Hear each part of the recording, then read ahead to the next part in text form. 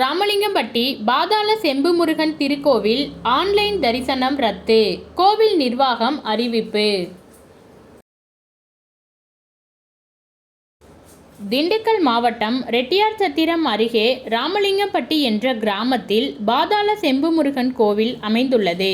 இந்த கோவிலின் கருவறை பூமிக்கு அடியில் 16 அடி ஆழத்தில் உள்ளது.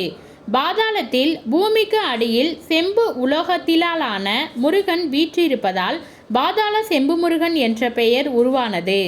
பாதாளத்தில் உள்ள கருவறைக்கு சென்று முருகப்பெருமானை வழிபடுவதற்கு பக்தர்கள் 18 படிகளை ஏறி இறங்கி செல்கின்றனர்.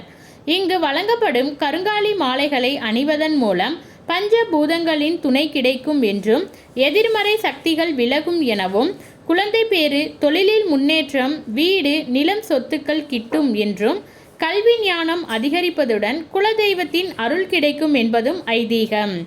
இது மட்டுமின்றி உடலுக்கு குளிர்ச்சி ஏற்பட்டு மன இறுக்கம் விலகி உள்ளுணர்வு மேம்பாடு அடைவதுடன் இரத்த அழுத்தம் சீராகும் என்றும் நம்பப்படுகிறது.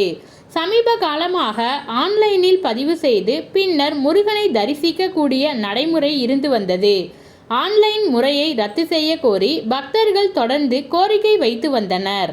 பக்தர்களின் நீண்ட நாள் கோரிக்கையை ஏற்று தைப்பூசம், பங்குனி உத்திரம், வைகாசி விசாகம், தமிழ் புத்தாண்டு, பெரிய கார்த்திகை, கந்தசஷ்டி விரதம் நாட்களை தவிர அனைத்து நாட்களிலும் ஆன்லைன் தரிசனம் ரத்து செய்து அனைவருக்கும் இலவச பொது தரிசனம் வியாழக்கிழமை மதியம் 12 மணி அளவில் என கோவில் நிர்வாகம் தெரிவித்துள்ளது.